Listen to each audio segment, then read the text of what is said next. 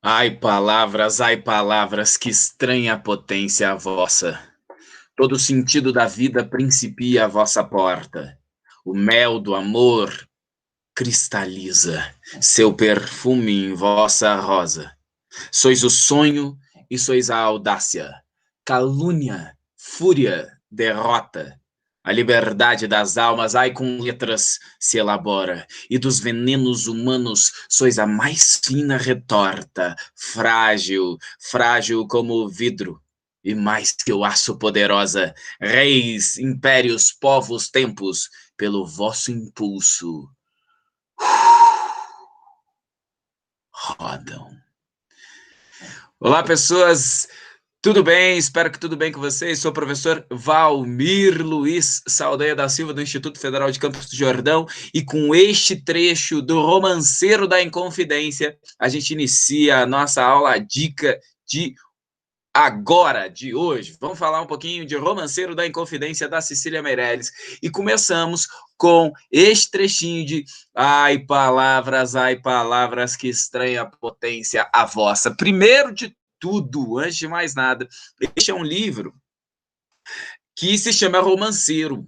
Este é um livro que se chama Romanceiro. O que romanceiro é? É um modo especial de organizar as palavras. Já falamos de como ler poesia lá na aula sobre Gregório de Matos. A gente falou dos 3 modelos, né? O texto poético sendo lido através do som, do sentido e da imagem que as palavras criam em nossa cabeça. Neste livro, a gente vai ter essas 3 coisas muito fortes, mas principalmente a imagem e o sentido das palavras. E aqui você já consegue perceber que é através das palavras que a gente cria, que a gente destrói, que a gente inventa, que a gente repele, que a gente faz com que o mundo se transforme em algo plausível ou implausível, possível ou impossível. Então, toda a vida humana é mediada pelas palavras. Veja aqui, ó, veja como a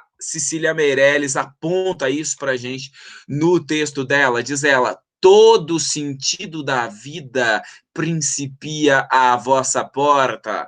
Palavras. Então, tudo se dá através das palavras. E essas imagens que eu coloquei aqui ao lado para vocês são imagens que tentam representar a potência das palavras, a dor que causa, por exemplo, a página em branco, o vento que faz, uma palavra dita não volta nunca mais.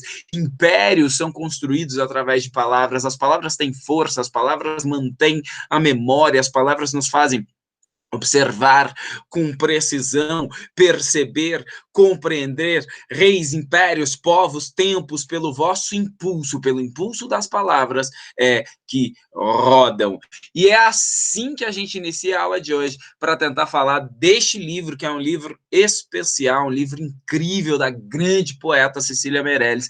Por quê? Porque a ideia desta obra é justamente, através desse romanceiro, que é uma forma especial de poesia em que a gente mistura a lírica, ou seja, mais sentimental, com a épica, ou seja, uma tentativa de contar uma história na poesia. Então, é uma poesia épica e lírica ao mesmo tempo.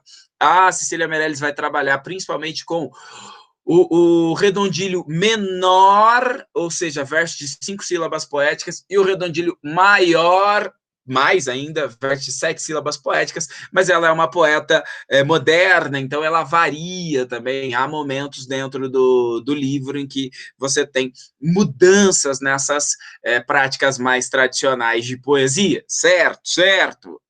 Andiamo. Qual que é a ideia fundamental deste livro? É falar da inconfidência.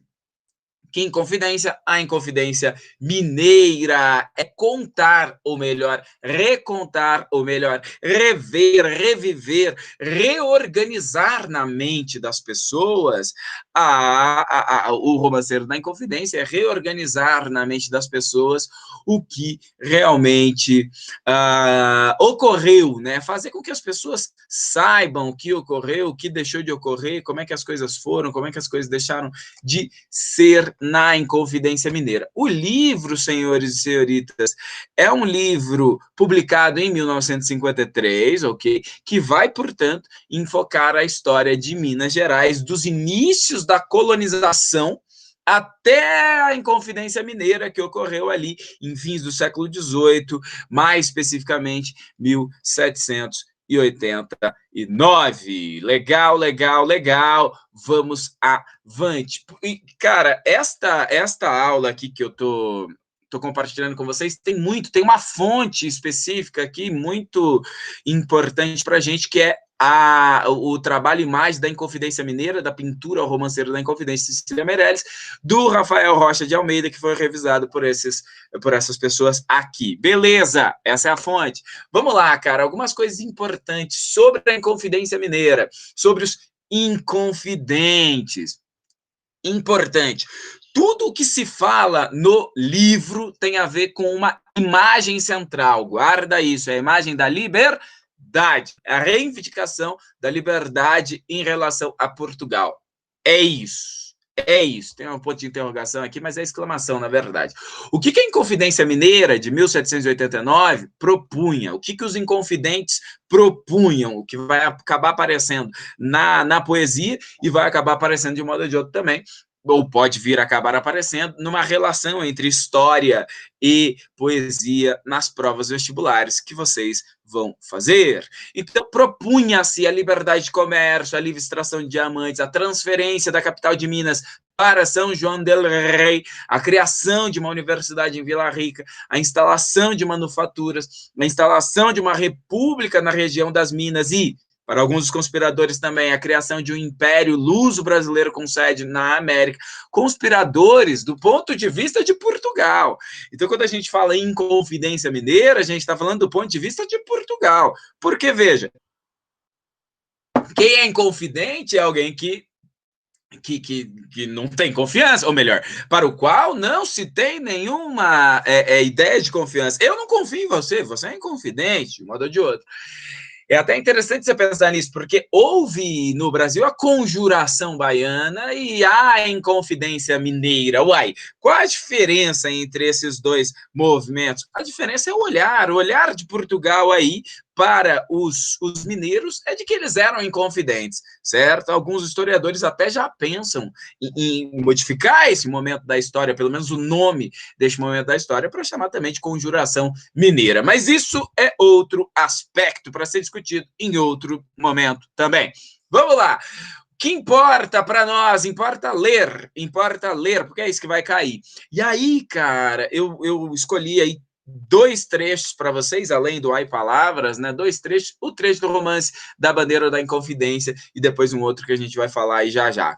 Lendo, porque é isso que importa. Olha como é que se fala da Inconfidência, como é que a poesia cria essa imagem na nossa cabeça. Trecho. Atrás de portas fechadas, a luz de velas acesas, brilham fardas e casacas, junto com batinas pretas. Olha que interessante aqui já a relação entre as fardas e as casacas. Farda, que imagem isso cria na sua cabeça? É a imagem militar. Casaca, gente importante, gente rica. Batina preta, a Igreja Católica. Então, você tem os militares, que vocês sabem que sempre foram peça importante, peça-chave nos rumos da política brasileira, desde sempre, para o bem e para o mal, aí o vestibular pode acabar falando disso, a nobreza. Então, desculpem, alguns historiadores dizem que no Brasil o povo sempre foi plateia das revoluções, nunca foi parte integrante. Quer dizer o quê? Que as revoluções no Brasil sempre vieram de cima para baixo, dos nobres para o povo, para o coletivo, e que o povo não se revoltou de fato de direito. E aqui você tem essa ideia, ó, brilham fardas e casacas, são os nobres que estão revoltados, junto com batinas pretas. E há grossas mãos vigorosas de unhas fortes, duras veias, e há mãos de púlpito e altares de evangelhos, cruzes, bênçãos. Então, as mãos que vão fazer essa revolução. Uns são rei nós, uns mazombos, e pensam de mil maneiras, mas citam Virgílio e Horácio. Então aqui a gente já tem, daqui a pouco eu vou explicar melhor, mas aqui a gente já tem as distinções daqueles que fazem a revolução. Não são unos, não é um povo uno, não é uma ideia una, mas todos citam Virgílio e Horácio, poetas latinos, poetas clássicos, poetas, portanto, que só quem teve uma boa educação conhece. E refletem e argumentam, falam de minas e impostos. Essa é a principal questão, né? Então, por que a revolução quis se dar? Por que se deu essa revolução? Uai, por questões financeiras, de lavras e de fazendas, de ministros e de rainhas e das colônias inglesas. Atrás de portas fechadas, à luz de velas acesas. Olha essa repetição, cara. Portas fechadas, luz de velas acesas. Então esses caras estão escondidos para fazer a revolução. Uns sugerem, uns recusam, uns ouvem, uns aconselham. Se a derrama for lançada, a levante, com certeza. Corre-se por essas ruas, corta-se alguma cabeça, do cimo de alguma escada, profere-se alguma arenga. Que bandeira se desdobra? Com que figura ou legenda? Coisas da maçonaria, do paganismo ou da igreja? A Santíssima Trindade, um gênio a quebrar algemas, atrás de portas fechadas. Então perceba que a ideia é há uma infinidade, uma miríade, se poderia dizer, de ideias por trás dessa revolução, e todas em busca de uma só ideia, que já está aqui bem grande, você já está lendo, mas eu chego já já. E diz o vigário ao poeta: escreva-me aquela letra do versinho de Virgílio, o poeta que é o Silva Alvarenga, e dá-lhe o papel e a pena. E diz o poeta ao vigário, com dramática prudência: tenha meus dedos cortados antes que tal verso escrevam. Liberdade, ainda que tarde. Ouve-se ao redor da mesa, e a bandeira já está viva, e sobe na noite imensa, e os seus tristes inventores já são réus, pois se atreveram a falar em liberdade, que ninguém sabe o que seja. Então, agora, diante do poema, muita gente pode ficar perdida. Cara, o que os caras vão perguntar? O que é isso? Eu não entendi nada. Então, a minha ideia aqui é te explicar algumas coisinhas para refletir, então. Quais seriam as principais informações sobre a Inconfidência Mineira de 1789 que poderiam ser retiradas destes trechos?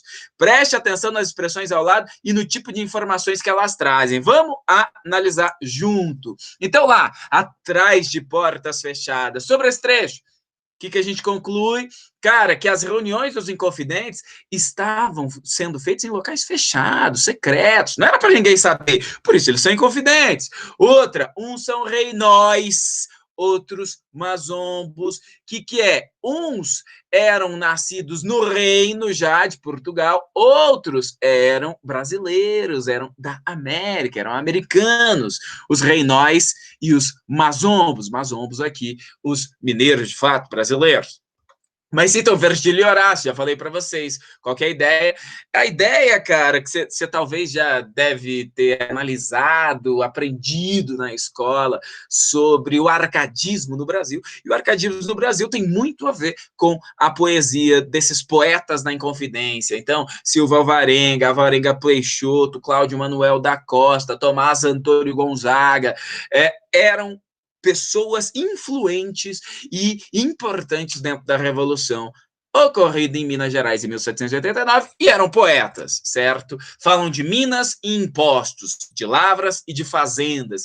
Qual que é a referência aqui? A economia. A questão da economia, que é o que moveu, de fato, de um modo ou de outro, a própria Revolução, bem como as atividades exercidas. Há ainda uma referência à carga tributária imposta aos habitantes da capitania, e esse foi o grande problema, né? Esse foi o grande problema.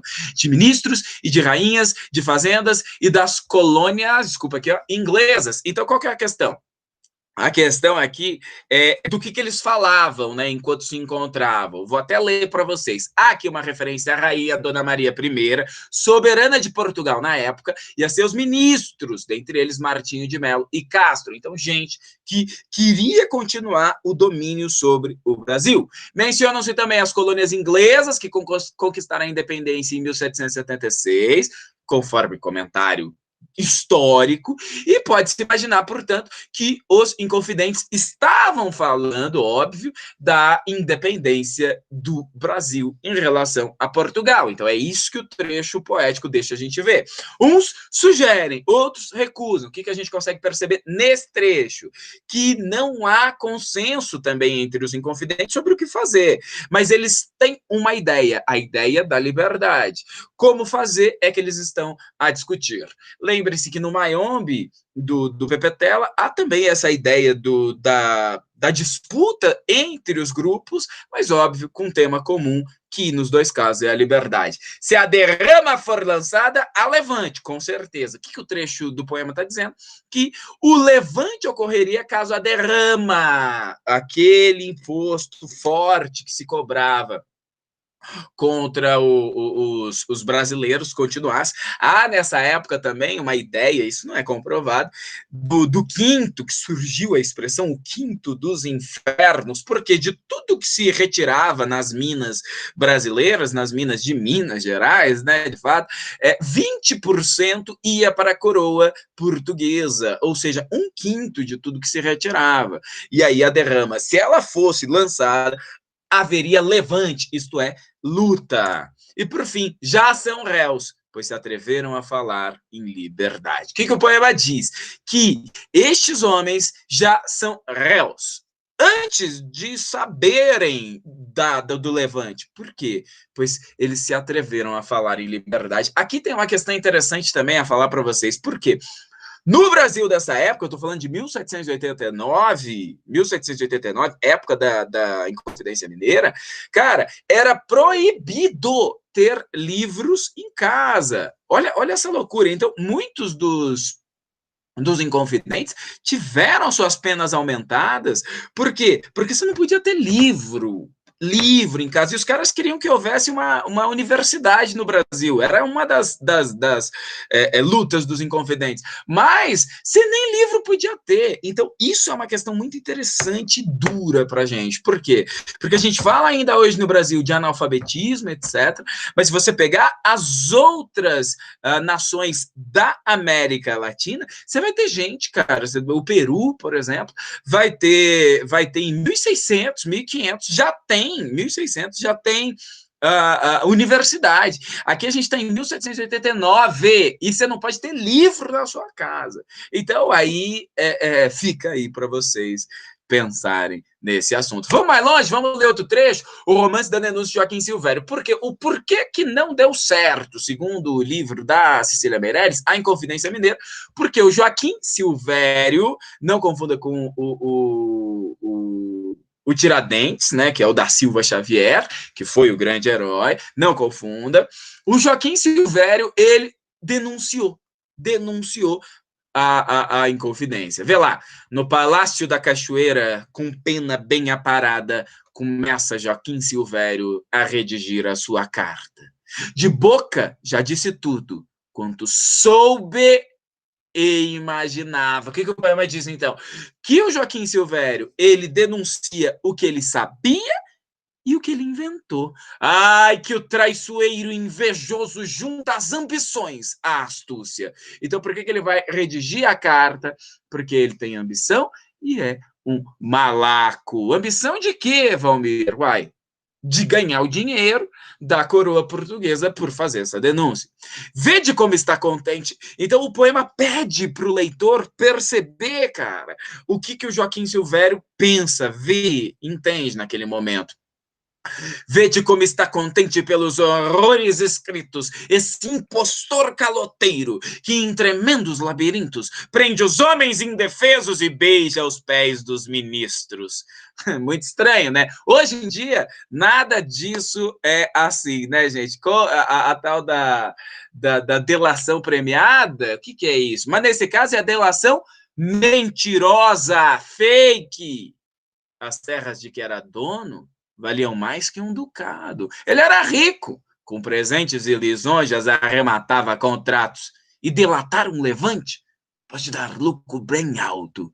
No grande espelho do tempo, a palavra aqui de novo, ó, a palavra recolocando as coisas em seu devido lugar. No grande espelho do tempo, cada vida se retrata. Os heróis, em seus degredos, ou mortos em plena praça, como foi o caso do Tiradentes, que era que era militar, de fato, né? Era militar, estava envolvido, era Tiradentes também, óbvio, mas era militar, estava envolvido nisso, e foi esquartejado em praça pública, todo mundo sabe. Os delatores, como Joaquim Silvério, cobrando o preço das suas cartas. Isto é, alguns heróis, como alguns poetas, o Tomás Antônio Gonzaga, por exemplo, expulsos do Brasil, ou mortos em plena praça, como o Tiradentes, ou ainda mortos como Cláudio Manuel da Costa, enforcado na cadeia, ele não aguentou viver aquilo, enquanto os delatores, os salafrários, cobrando o preço das suas cartas. Esse é o Brasil retratado aí no livro da Cecília Meirelles. Para finalizar, outro trecho aqui para vocês, eu disse que tudo gira em torno da ideia de liberdade, então, lembrando o finzinho daquele poema ainda, o da bandeira da Inconfidência. Liberdade.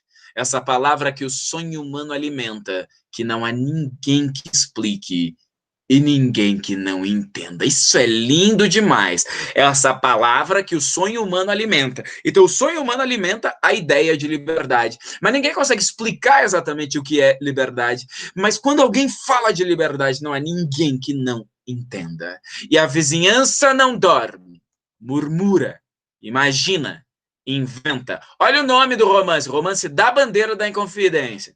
Não fica bandeira escrita, mas fica escrita a sentença. Nós seremos livres, essa é a sentença, mas eles já são réus, lembrem-se. Então, a sentença da morte e do degredo também. E aqui a bandeira de Minas Gerais. Libertas, qual será? Tamen. Liberdade ainda que tardia. Certo, pessoas? Então fica aí a minha contribuição para análise de vocês do livro da Cecília Meirelles, um livro sensacional, um livro incrível, que vale muito a pena, todo mundo lê, muito a pena. Cecília Meirelles é maravilhosa e tudo que ela faz é bom. Valeu, gente, até mais, a gente volta em breve com mais ideias. Tchau, tchau.